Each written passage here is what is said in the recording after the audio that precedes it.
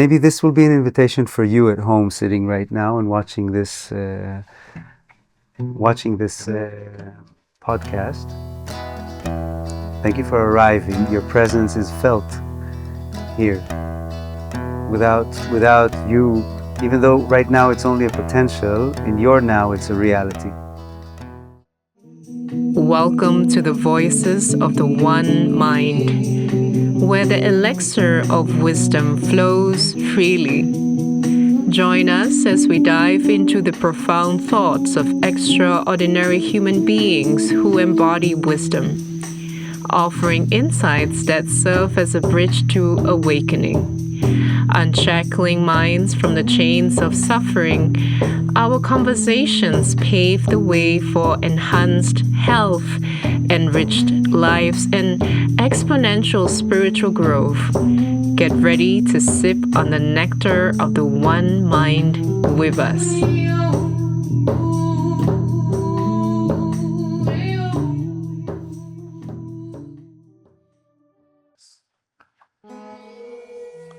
Today we welcome you to a space where music becomes more than a melody.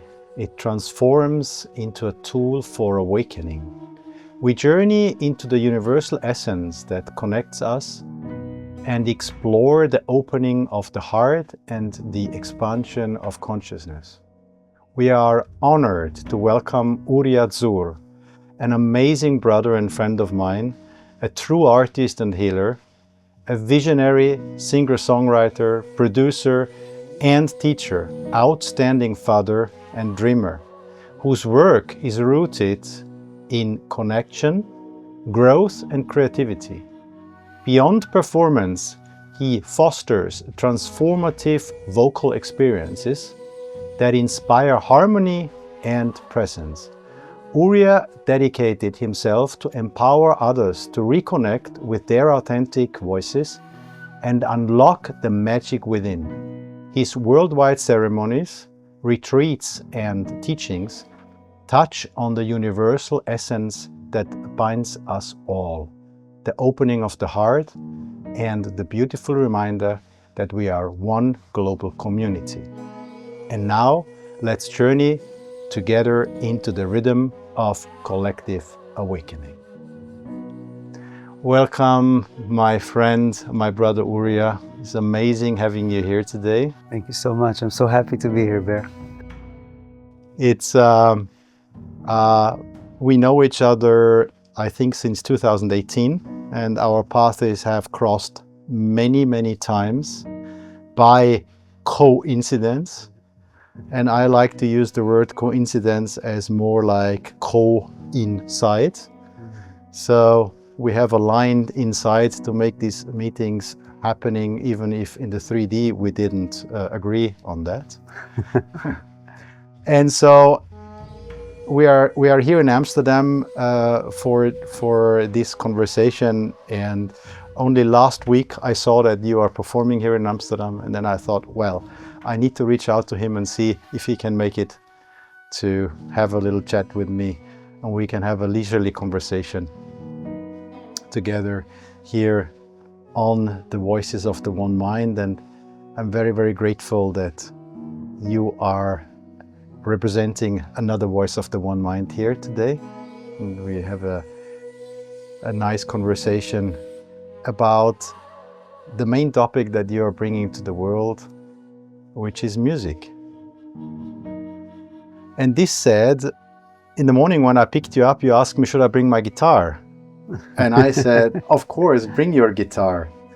So I wonder if you would like to set the tone for our conversation, to lead us into that with any kind of sharing that you would like to do with your guitar, with your voice. Yeah, that would actually it'll be amazing. Yeah? Yeah. Fantastic. Yeah, you said that that I bring the teachings of music. I use music in order to bring the teachings of self-awareness, the teachings of diving deeper into freedom and into our ability to heal ourselves, the medicine that is available to ourselves. And then music and voice are just instruments for that. A key to it.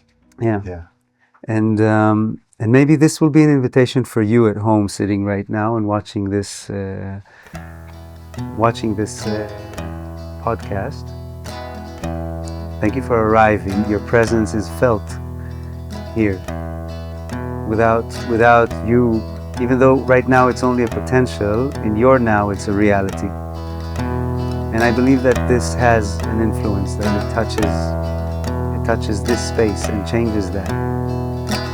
So I'm encouraging you right now at home to set an intention.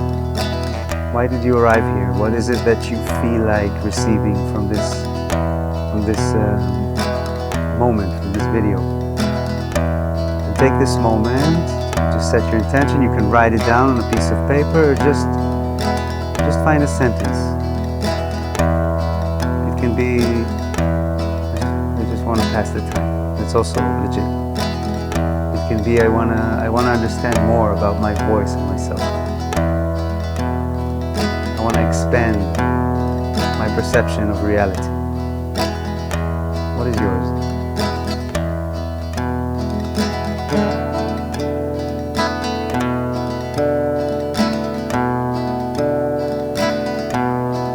And now let's sample for a moment how you arrived here. Observe yourself. We do the same. What is alive in me right now?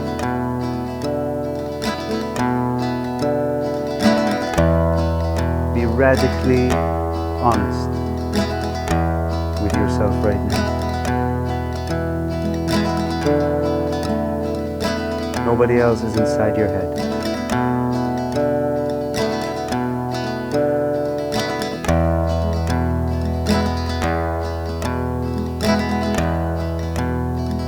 Just to deepen your exploration of this, of you right now, use your voice. And the way we do this is just by intuitively singing and listening to the texture of voice.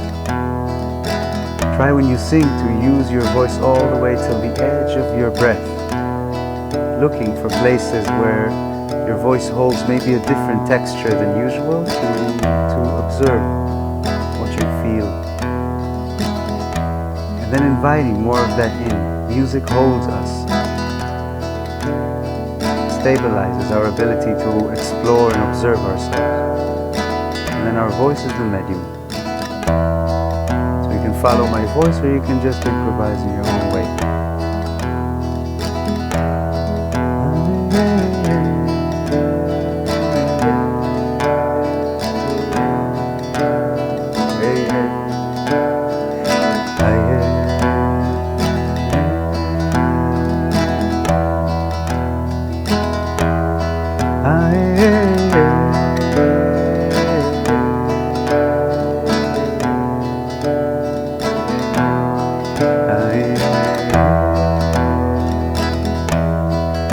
Everyday voice. Don't try and find a singing voice, an idea, but just the way that you speak has music in it. Try to cultivate that for your song right now.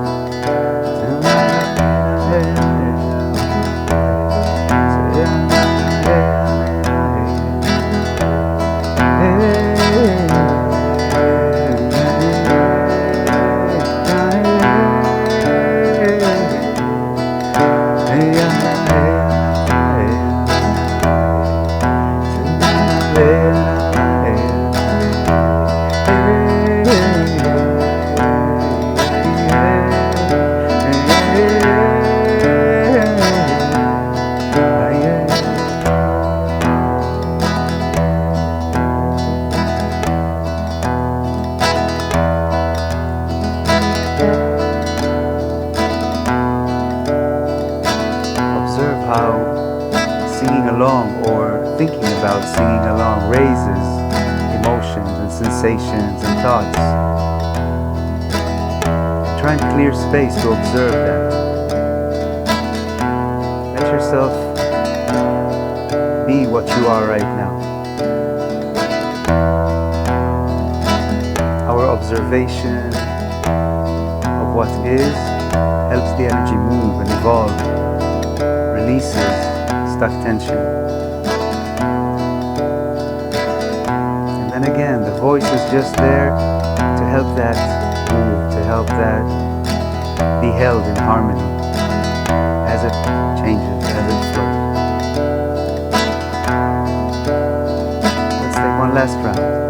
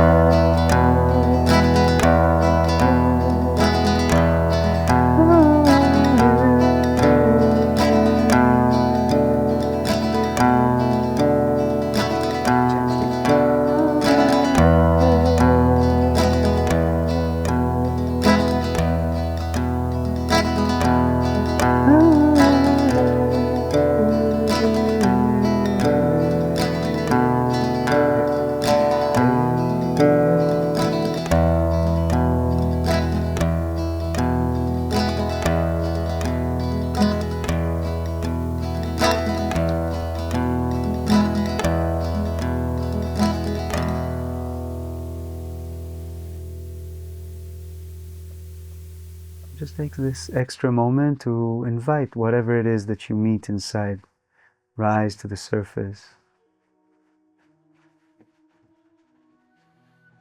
Remember your intention and try and link between what you feel right now and your intention.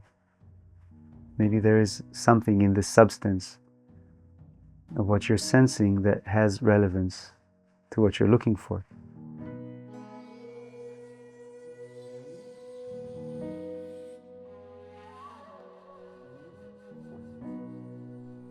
Thank you, Bear, for this invitation. Amazing. No, it was a surprise for me. I wasn't planning on it, and suddenly Exactly. reaching into this space. Exactly, and that sets the beautiful tone for our conversation.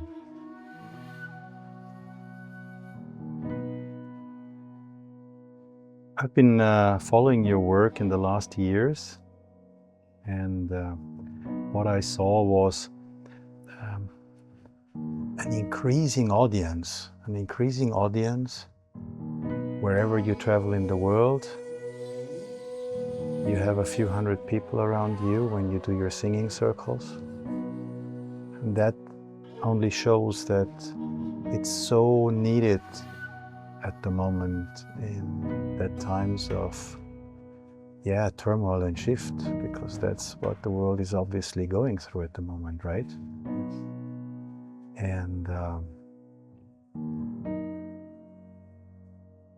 what is your perspective on how is music, how is the sound assisting people to go through these shifts, to help them in these shifts, to be like an anchor where they can kind of, I want to see it even, trust on, rely on whenever I come back to that space of sound, you know? Something is opening in my heart, it feels good. How do you see that? Well, the way that I present sound is in the collective form, singing together. Yeah, and to sing, for me to sing, to bring my voice, has to do with me being, I have to be vulnerable in order to share my songs, because I cannot hide. I'm being very deeply seen or heard, and to be vulnerable with others takes trust. And I think trust is a strong medicine for nowadays, to sit with a group of people that I don't know. The only thing that binds us is that we all came to this event, you know. So there is maybe a general intention, but I don't know who these people are. And then to allow myself to open up and to sing and to bring my voice, and even to be in service while doing this, to help my brothers and sisters also bring their voice, is something that is deeply healing, because it means that I'm placing on the table or on the altar, if we're sitting in a song circle, I'm placing on the altar more of what I am. Also my shine and also my shadow. And this vulnerability is it's very beautiful, because this is a beautiful life example of what surrender means. In my teachings I talk a lot about surrender. Don't take life so serious. Don't try to control life. If you don't surrender, you will not find happiness and the beauty in life. You need to surrender. That's the only way, because the ego I consciousness cannot control the life. It's impossible. Otherwise you don't live. You are just doing things, right? And by you saying that you are able to surrender to the audience, because that's what you need to do when you are vulnerable, right? You need to fully surrender to the audience. Every time when you have to trust. I have to trust my people, that when I place my sensitive and gentle and tender heart between us, it will be embraced. It will be taken care of, you know. And it takes a certain way of presenting the space. I think that's the main thing. It's to present it in the right way, to understand that we're not here to show our voices. We're not here to improve our singing. We're here to take better care of ourselves, to be deeper in our presence, in our consciousness, and to hold space for others, yeah, to be in a certain form of service together. Absolutely, to hold space for others, and thus, as you just said, you need to trust the universe, that the universe aligns everything and just sends you always the right people, that you are able to really fully give yourself to what there is, right? Yeah, it's all rooted in faith, eventually. Exactly. I have to believe really that I'm guided and protected, that the flow of things is loving and beneficial, even when it's painful, even when it's even when it's traumatic. So the flow of things is loving and beneficial, and it's all aimed for my and our growth, and that I cannot grow on behalf of somebody else's pain or suffering. Do you experience in your circles that people really come out of them, like they fully give themselves, in a sense of they also cry, or they also, you know, have emotional... We see a lot of tears. We see a lot of tears. We see a lot of bright, shiny eyes. We see a lot of you see the body language when we arrive. Also myself, when I arrive, I'm a bit kind of contracted. I'm not really, and then as we go, we all kind of let go into this space of it's okay to be myself. Yeah, there's a bunch of other people, they're all their selves. Everybody's singing, you know. Nobody's a singer, and I'm not sitting on a stage, on a pedestal. I'm just sitting on the floor between everybody else.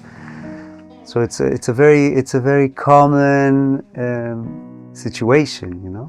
Absolutely, and this.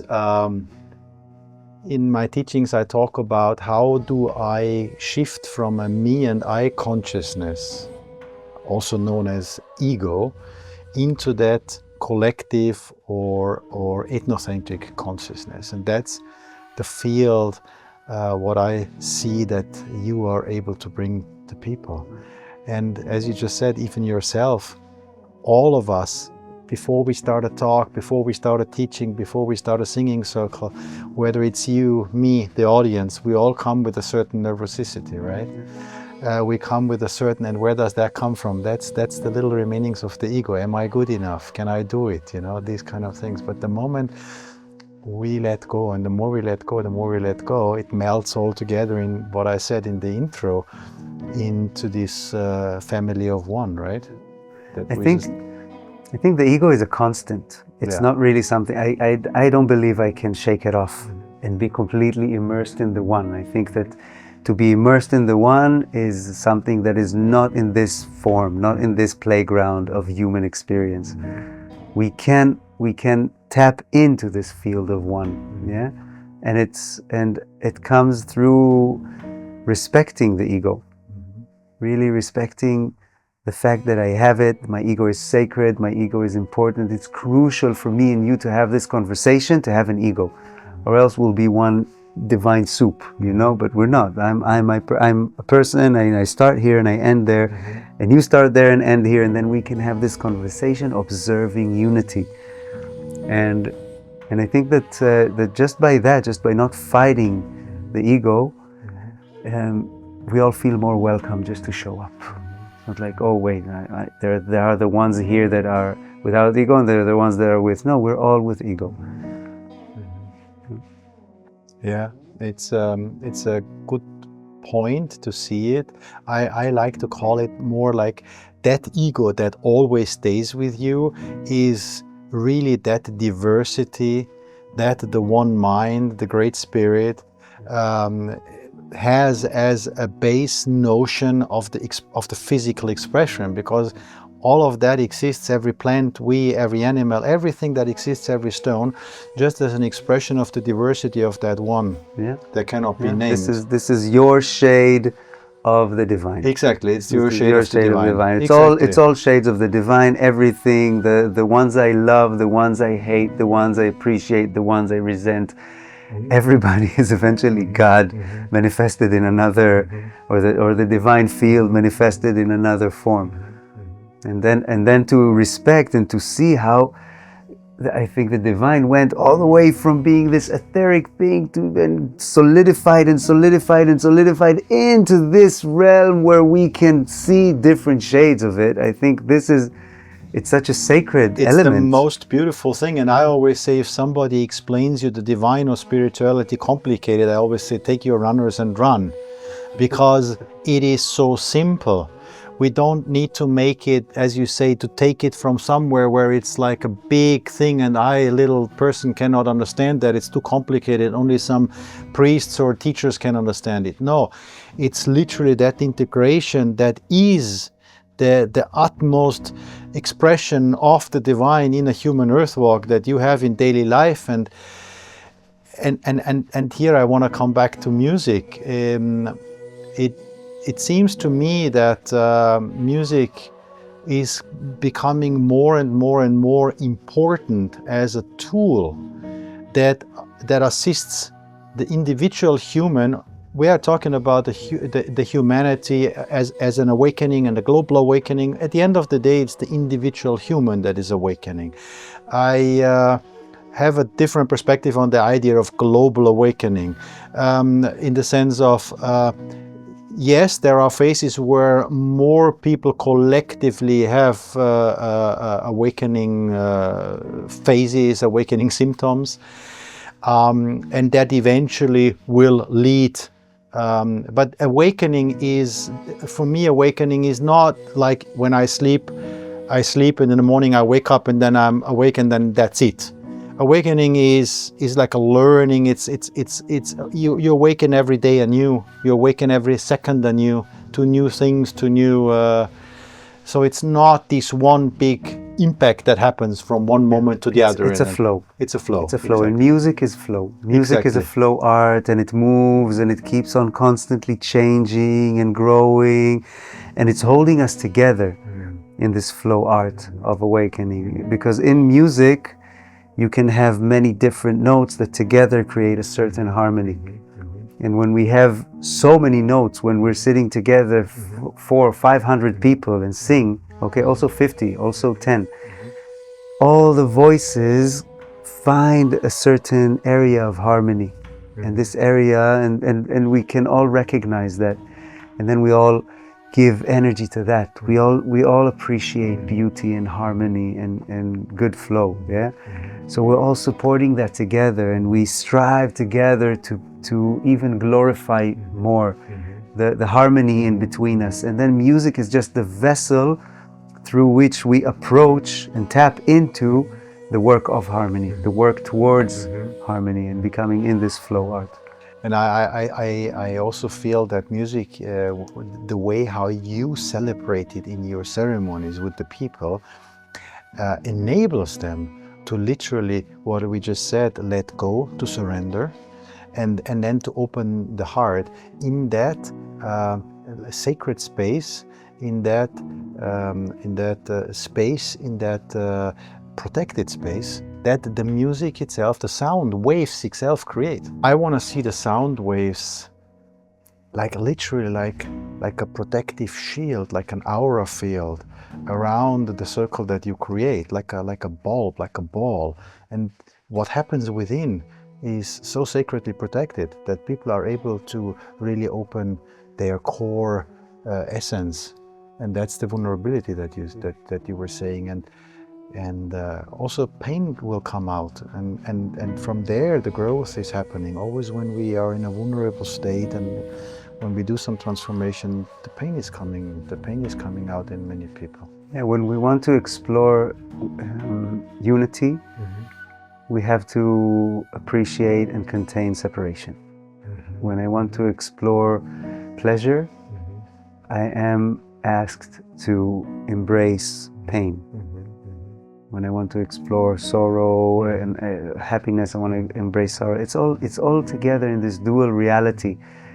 And within this field, when we are acknowledging those elements as natural and welcomed here, then we can also tap deeper into unity and joy and pleasure together. I think music is also sound. I don't want to say in general music, because there is also music that I think is not very unifying.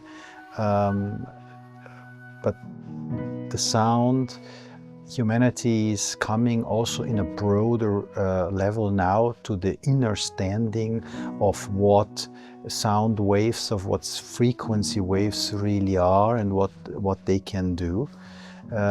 They can be beneficial to life, they can be detrimental to life forms. I don't use terms like good or bad.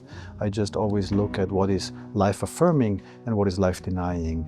What is making a plant grow and what is making a plant die.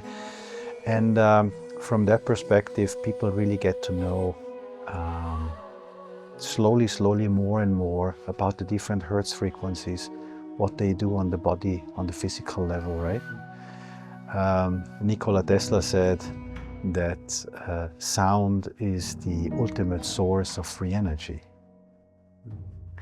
And so that's why I think that when people are in certain sound waves, in certain hertz frequencies, that they feel so good. That they all of a sudden feel that they are themselves. Because coming back to the statement, at the beginning was the sound, it is literally when at the beginning was the sound, and ever I lose my connection to that beginning, what would take me back the fastest way?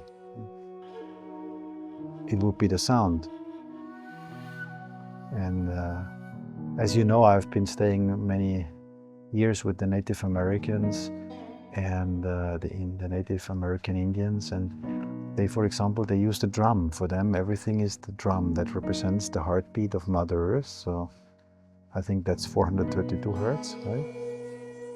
So I've heard. I don't really understand about. I don't go deep into the science of music. I really appreciate it, and it's just not. It's not my passion so much. Yeah. My passion is more of the emotional expression, the music, and the mental and emotional frequencies that are expressed and that are able to be expressed when we liberate our voice. And those emotional frequencies are always there. Also, when I'm speaking, there's music under my voice. It's always, there's always the music that transfers more information and more of who I am.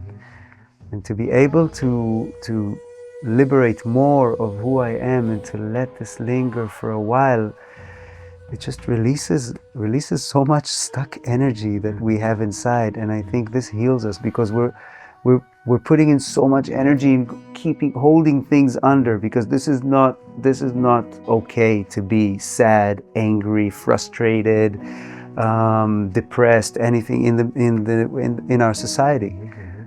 And while singing, I can express that beyond words. I just stay with the frequency, and my body is, I'm going through things as the songs grow and as the circle goes, and things happen to me emotionally.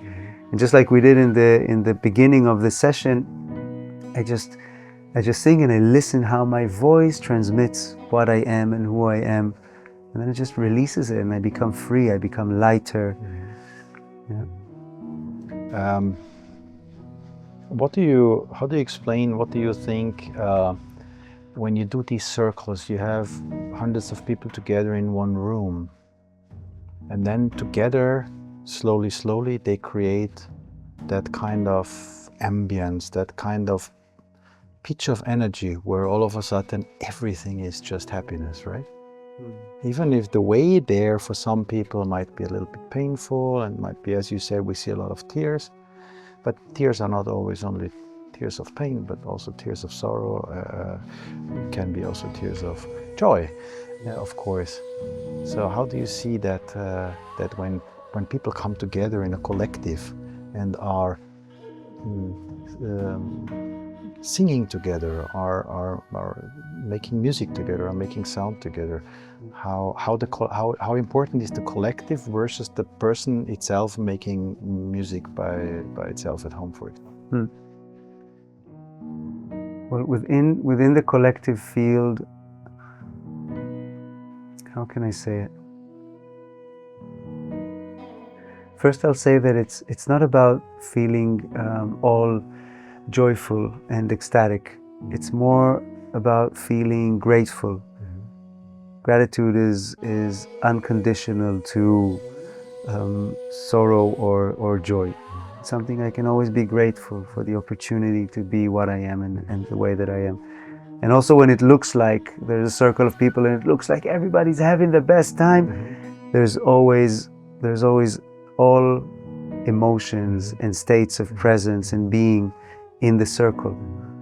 And while singing together, I am a cell in this collective. I hold a certain frequency, and right now what rises to the surface is what I have to give, is my gift to this collective. And for some of us it will be pain, for some of us it'll be enthusiasm, for some of us it'll be disbalance, I don't know. Anything that you are bringing, you are bringing as a part of this collective. You're also a full entity of your own. We're not losing the ego. We just open to another dimension, which is the collective self. And the collective self is built of many cells. And within this collective, my little piece, my fractal, is held in a more stable and sustainable way.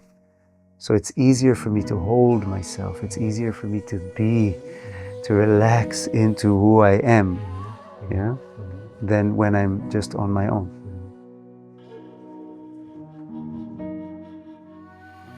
What comes to my mind is to come back again to the First Nation people around the world when they sound. I cannot call it music, because I think music, the idea of music is more like, I don't know. The idea of music is like when language became written. There also started the idea of music. Before it was really like mimicking the sound of the universe, mimicking especially the sounds of nature. And if we have started at a certain point to give music, to sing words with music. So, and I think it's a feeling in me that I have, that at this certain point that we have given, let's name it in the modern terms, text to music, there was some kind of a distortion for the audience, because now the audience gets to perceive music more mentally. Yes, there is always the layer of melody, but it becomes also more mental. And if I listen to the music of the First Nation people around the world, I've been a long time in Mongolia, whether it's in North America, this music is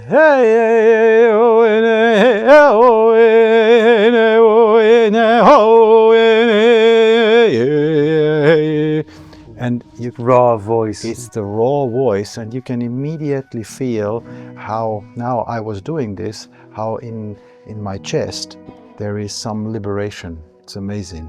It's amazing. And yeah, you want to share something I work with this? a lot with this.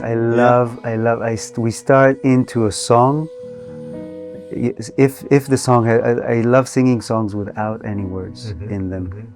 Also, when I come into a song with words in it, I will try at some point to lose the words and to go into a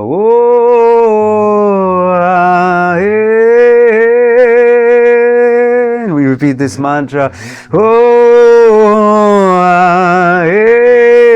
and then it becomes so much wider and so much more allowing than when if I will sing, I am singing here, then it brings me a tuk tuk tuk, it puts me in a box. Exactly. And this box is something that we can use. Our mental is an instrument, it's a tool. Once it got us there, it's time to let it go. So if I'm singing a song, I'll sing, ancestor star people gathered here today, hear my heart song, feel my respect, see these grateful tears falling, I'm truly blessed. These are the words of the song, and then we'll go to whoa, and we keep this concept because the words united our intention. And when our intention is united, we can tap deeper and stronger into it. Yeah, when we meditate together, it's easier to meditate. When we practice yoga together, it's easier to practice yoga. When we put an intention together, our intention reaches deeper. When we pray together, our prayers reach higher, I believe. And then the words are there to invite people to this certain area of reference. And then we let go of the words and go completely just raw, ancient human voices.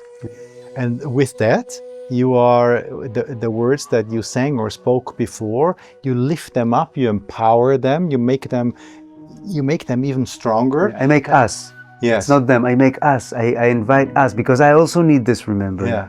Even though I'm the facilitator and I brought this song, it doesn't necessarily mean that a moment ago I was aware of the fact that everybody are the ancestors from the stars that are sitting here with me in the circle, and I'm in awe towards that.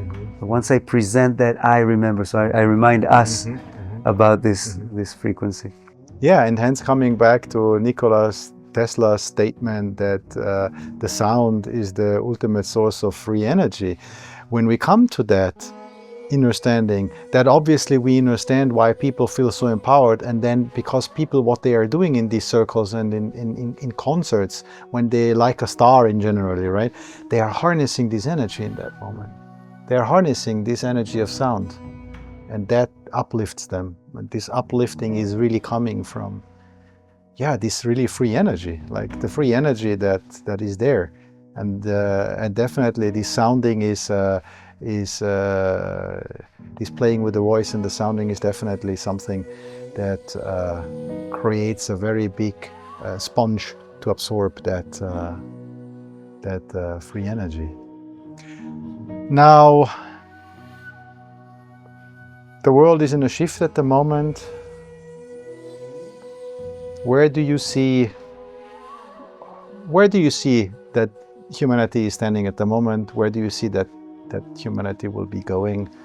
Do you see something? Do you only literally want to live the present moment, or do you say, well, I see humanity going there at the moment? Or what is your Well, first I will say that I have no idea, only thoughts and playing with theories, of my own. I think this is just an amazing, amazing, special moment in our evolution. There are moments where everything is very stable and ongoing, and there are gifts in that. And there are moments where everything is shifting, and in these moments of shift, we get to tap in to very unique states of presence as a human that I would not have 200 years ago. I would not have anything, even 100 years ago, I would not have anything related to what I'm experiencing right now as a human in the era of digital revolution and global shifts and everything that is happening right now. It's terrifying, and it's incredible, and it's an opportunity, I think, for us to awaken into areas that we never had the chance to. And it will balance itself out with time. It will reach a new balance, and there will be the next step in evolution that we are, whatever it is. I think that's less relevant. What's relevant is what is available to us right now. And this is why I love flow art so much. This is why I love dancing, singing, something that is constantly moving, and then it has peaks and it has valleys, and yet at every moment there is an ongoing observation, creative playfulness with the matter that is presented to us. Yeah, the many First Nation people work with the medicine wheel. I don't know if you're familiar with the medicine wheel. The medicine wheel is like, generally you build yourself a medicine wheel for yourself. That is with the different wind directions. There is with your totemic animals, on which wind directions they are sitting, to which wind directions you reach out when you need assistance from one of these entities. Every wheel obviously has a center, and the point of a medicine wheel is to see always to be most equilibrated in the center of the medicine wheel. And the teaching of an old medicine man in North America told me once, you see, humanity has these tendencies. If you see a medicine wheel, first they march fully north. And you see, no, it's like metaphorically, it's too cold here. Then the next thing is they march fully south. No, it's too hot here,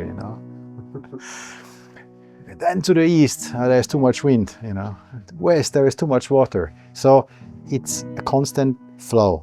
And the task of a life is, let's say, if there is any task, is to stay, to come always more and more closer to the center point of that medicine wheel, which obviously represents the connection to source.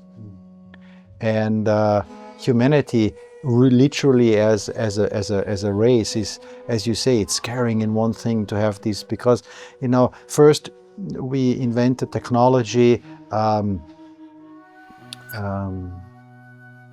unfortunately bears complete wrong name. People call it artificial intelligence. There is no such thing as artificial intelligence. How would you call it? In the cosmic. I mean, technically it's an algorithm learning. There is no such thing as something artificial that adds an intelligence to it. It's the accumulation. You know what you could say? It's something that is able to read the Akashic records. And the Akashic records are not something artificial. The Akashic records is if you want to see it in that way, a big library, a big book, where every movement and every word and every talk and everything that ever happened in existence of manifestation is recorded. That's all. There is nothing artificial to that. This whole idea of artificial is literally only like a language. For example, in native languages, in these still sacred languages, you are coming. Your own mother tongue, Hebrew, is one of the sacred languages of the planet still, and so is the very small languages of many native tribes. It's very sacred. They don't have words for artificial. They don't have even words for war, for example, or things like this. So. Yeah. Well, the word for artificial in Hebrew will be something that is the result of work, that is the result of a trade, of something that somebody knows how to do. Like a carpenter has a trade, so the result of his trade will be artificial. Will be a table, because a table is artificial, because a table doesn't grow from nature, right? Yeah. That it might be the original understanding. And then I don't know, because we are nature, and then the table kind of grew from us. Absolutely. So it does grow from nature eventually. And also artificial intelligence is just another shade of the divine, like anything else. Absolutely, and that is exactly the point that I want to make, because there is something hanging on people that, there is something like an artificial entity that is now dictating life to us through these technical means. And this is something that I want to break up and come back to my medicine wheel. Now humanity has access to that. And the first thing is they run all the way to north until they realize it's too cold there. Right? I'm saying metaphorically, right? First, this new tool is in the hands of people who yet don't have their heart, let's put it that way, completely open. Yeah, I don't know. I know I don't have my heart completely open. I mean, it's who like, has the heart who completely has the heart completely open? I agree with you 100%. Yeah. But I think you catch the point, right? What I want to say, it is used for warfare, for example, and for these kind of things, for not life-affirming operations. Humanity will very soon realize this is not the way. And I have had a beautiful conversation with another friend of mine. He's a Zen monk. Practicing Zen monk since the age of 4 or 5. He was growing up in a Zen monastery, and we were talking a little bit about this artificial intelligence, and he said, we have these super consciousness souls now coming in, these young children, and you really see them around the world, 10, 11, 12-year-old. They talk like spiritual masters that needed to become 600 years old in the Himalayas in order to obtain such a wisdom. And I know a few of them. And he said, you will see that these beings, these human beings, they will take that, what people now call artificial intelligence, and it's made for them because only they understand it. Now we are in the growing phase of it.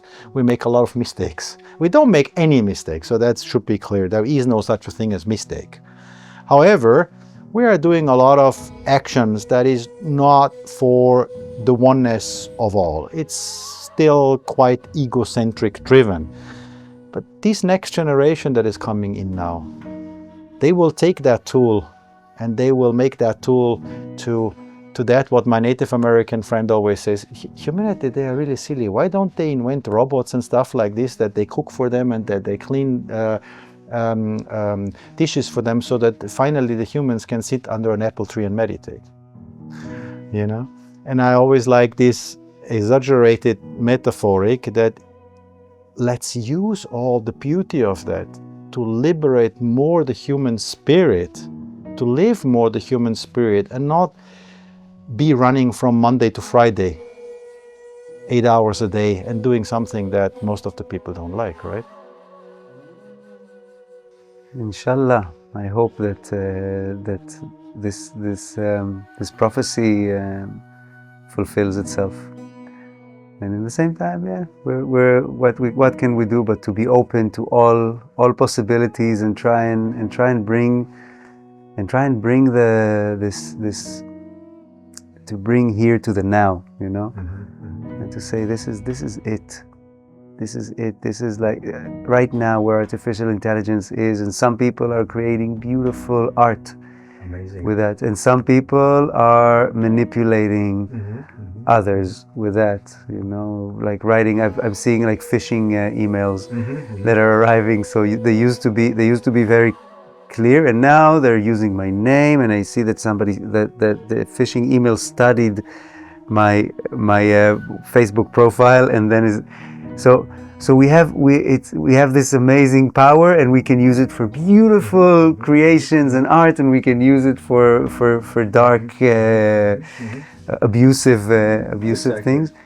within that field, this is our shift right now. Yes, You know, yes, this is it. And what the future holds, we will leave it the future. How can we tend to our communities now? Yes, exactly, and that's what you are one of the most grandiose examples that I know. We have a common friend, Estastonne. He is really rocking at the moment, right? We've been talking earlier about his success, and that's what I said before. I call you guys always a sound shaman, because I come from a deep understanding of what shaman and shamanism really is and its core. I'm not talking about what is out there in some distorted new age views about shamanism.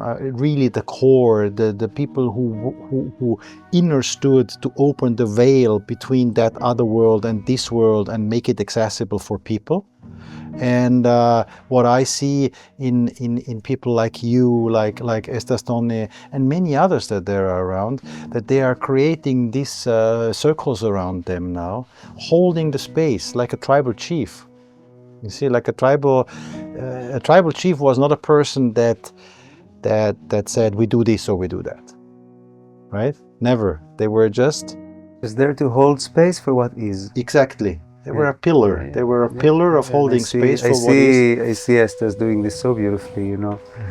He's bringing his music, and he's waiting before he opens up in a concert that can be 3 hours long. He can be 2 hours on the deep, going into the darkness, letting people explore and experience their you know, and to take time in that. Also that, when is he starting now? I mean, I paid for my ticket and I came here. And then agitation rises, and this is amazing. Oh, finally you have a place where you can contain agitation for a while, and it will open up. We'll give room for everything, and then every musician, every space holder has their own style of doing this. Some of us are more severe, more radical or severe in our art. Some of us are very have with a lot of grace. Everything should be very delicate and gentle, and anywhere in between. And I think every space holder, every one of you watching this right now that have a gift to give to the world, you have certain people that you can tap into and approach, and nobody else can. And this is why it's so beautiful to see this variety of approaches to the human evolution, to the growing of the self, to the awakening of consciousness. There's so many of us seeing this from so many angles, and we each have a gift to give to different gift to give to different people. Exactly. There is not one sentient creation, not one sentient being on this planet that if this being would miss, creation would not be perfect. So we all have something to give, and even if I'm the most doubtful and the most depressive person, and I think I don't have to share anything with the world, and nobody likes me, and I'm here and I don't have a job, and no, just know that you are a divine creation, a divine gift. So you have everything, and giving a gift to someone doesn't necessarily mean you need to do something. A gift is also to be able just to sit somewhere and have somebody who passes by a good feeling. He gets a good feeling just because you passed you on the street. That's a gift. Yeah. A gift is not only that I'm a good singer, or that I'm a good artist, or that whatever. This I would actually call more the surfacial gifts. It's more the gifts of, if people say, wow, I'm such a good singer, this goes more into the me and I consciousness. But the true gift that every human, every sentient being on this planet, every animal, any plant has. A plant is not jumping onto a stage and say, hey, wow, look, I'm a rock star. A plant is just a tree. It's just standing its entire life in the forest, straight up and not moving anywhere. Moving slowly. Yeah, moving upwards. Yeah. No, and that's not true because in Florida you have moving trees. Yeah. Have you seen them? They are amazing. Over decades, the trees are creating new branches and then they are moving. And the tree, like 100 years ago, started 100 meters down the road and now is here. It's beautiful. No, but essentially what I'm saying, just by being without expressing oneself is also a great gift. Yeah. And also your pain, to go radical, is also a gift. Because when I'm experiencing pain, I'm holding that, and then somebody called me into their life to maybe they need a ripple of that, you know, a little tap of that, or a little tap of anything. Also, when I meet somebody that is agitated right now, that is angry at me, like in a traffic jam, and he's blowing his horn, and it's like, "Arr!" And this is a message for me. This is an opportunity for me to meet myself. And maybe at the moment I won't take this as a gift. It doesn't mean that it's not a gift. And realizing that, I'm encouraged to step out into the world and to hold whatever it is that is alive inside with a certain degree of pride, saying this is the gift that right now flows through me. And knowing that when I actually go to hold space, when I will invite people to share what it is, then their presence will even stabilize me further and will bring more of my gift, will refine it and bring it even in a better way. This is why I really encourage people to just go out there and do this thing. And when I'm saying vocal freedom, it's not to bring your voice into a place where you will be allowed to be free. It's be free with who you are right now, to allow the world more of what you are at this moment, because this will never come back. What you are right now is a once in a universe thing. The voice, I think, is one fundamental. Many people have issues, for example, with the thyroid, or issues with the throat down here. And that's always when they are not able to communicate. If people have issues with the skin, for example, that's all outer things. That means that this represents the outer world. The skin touches the outer world. What comes out here is for the outer world. And I think many people have a big... this is what I would like to ask you. Do you have an idea where this trauma comes from, that I don't dare to speak out, that I don't dare to, that I hold back? And not speaking is a fantastic thing. I don't mean this not speaking. I don't mean this staying in silence and don't give my comment. I mean this thing when I really would like to say something, but then I don't dare to share myself. I don't dare to say anything to my parents, you know, starts already in the childhood. And the vocal freedom is exactly addressing that, right? And it's daring to communicate with that word, with whatever I am. It's harnessing the tension in between the thing that I want to naturally share with the world, myself that I want to naturally share with the world, with all the blockages, yes, that are kind of pushing it down. And in between those two inner movements, these two colliding inner movements, to find a crack to let the voice come through. And then it comes through so beautifully. It shivers, it cracks, and it shows the complexity of what it means to be human. And this is deep form. This is a very deep form of communication, of sharing our different angles of living through the human experience, and then teaching each other. This is my style of working through the tension, this inner tension between my will to share myself and my barriers and blockages. Yeah, we all have that. We all have trauma. We all have pain. We all have limiting ideas and beliefs. It's there. We're not going to fight that. The question is, will we stay with them for long enough so that we can open up just enough to let some of our pure intention go through into the mutual space?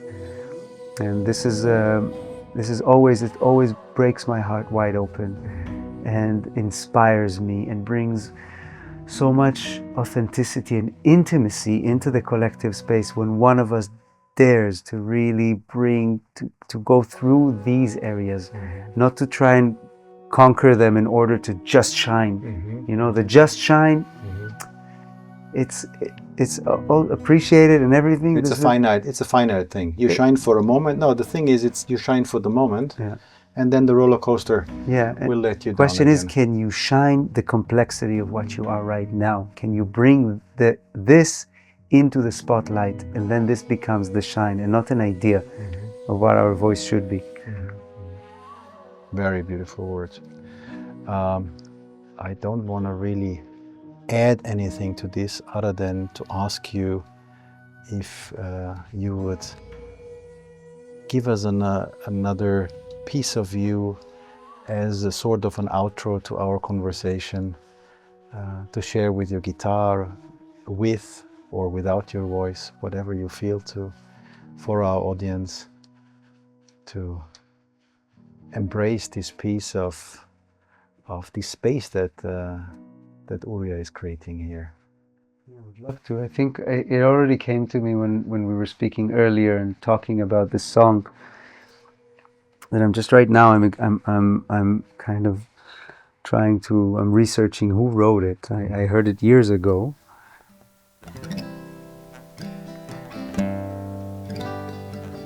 So we said the words earlier. Ancestors, star people, gathered here today. Hear my heart's song. Feel my respect. See these grateful tears falling. I am truly blessed. And I'm inviting all of us and you at home to weave into that concept,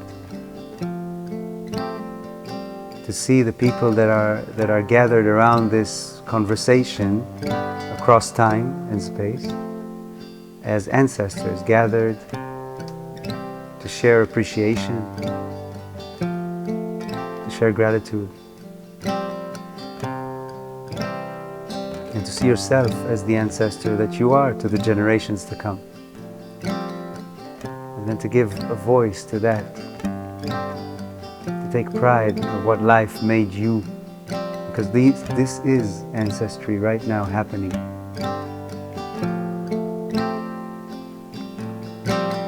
Ancestors, star people, gathered here today. Hear my heart's song, feel my respect, feel my love. See these grateful tears falling. I am truly blessed. I am truly blessed. I am truly blessed. I am truly blessed. Ancestors, star people, gathered here today. Hear my heart's song. Feel my respect. Feel my love. See these grateful tears falling. I am truly blessed. I am truly blessed. I am truly blessed. We are truly blessed.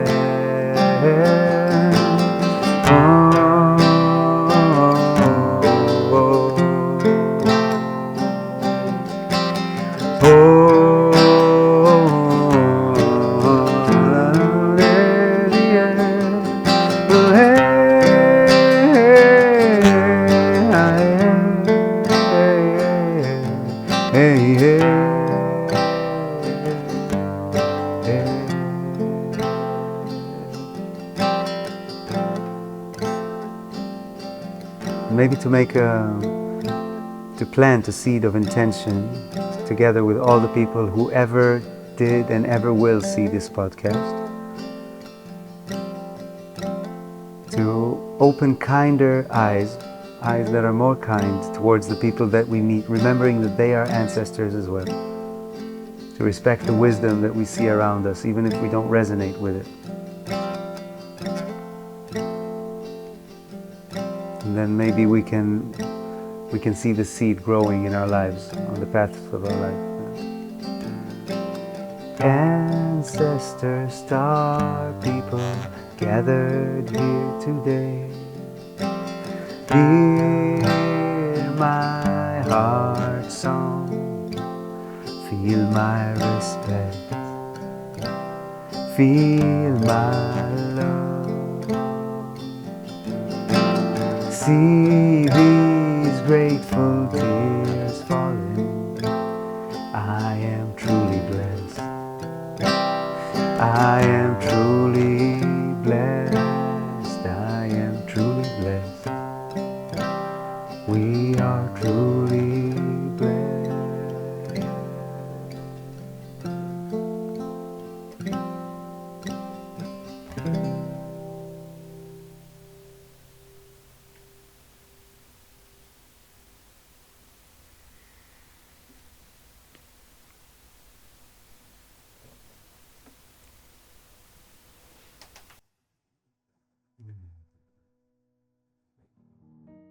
We are truly blessed. We're truly blessed.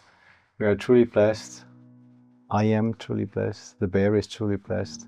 Everyone who sees that podcast is truly blessed that beautiful, amazing, grand Uria Tsur was here with us today to share as a voice of the one mind the beauty of his life.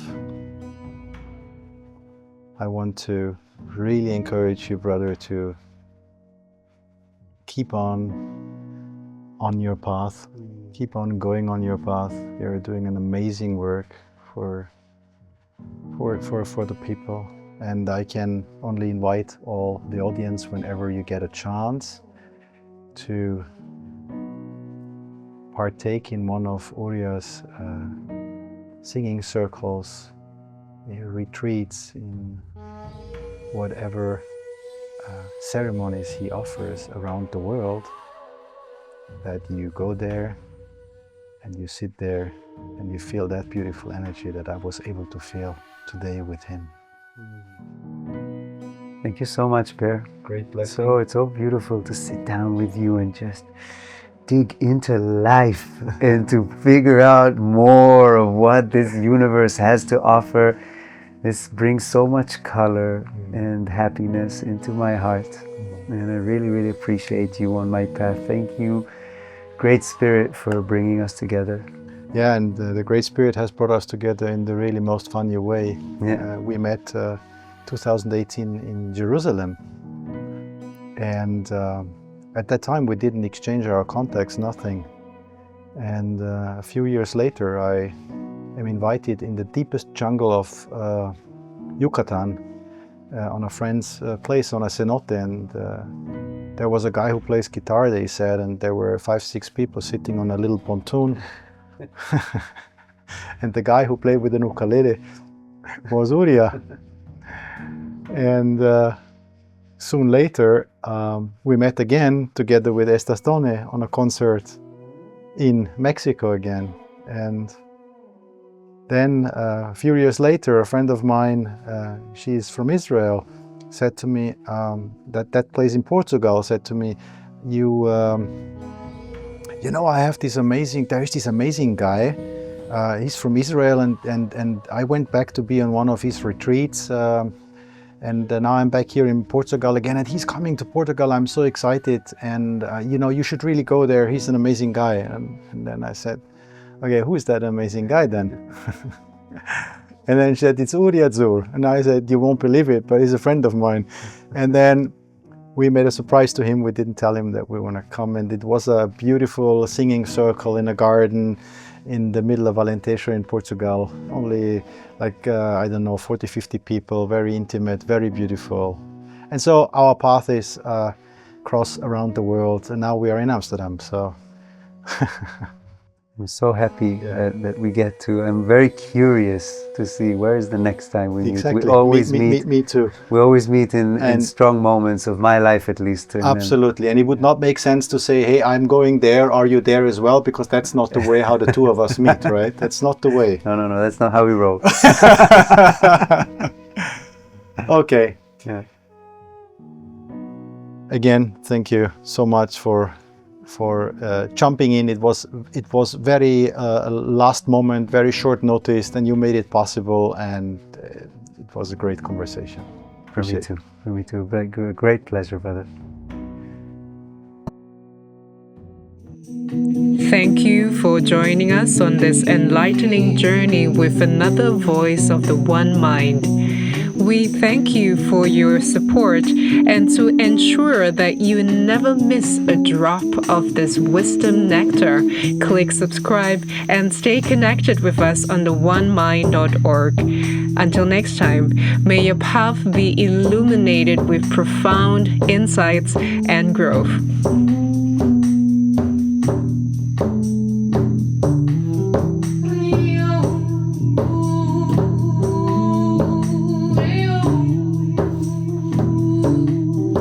Leo.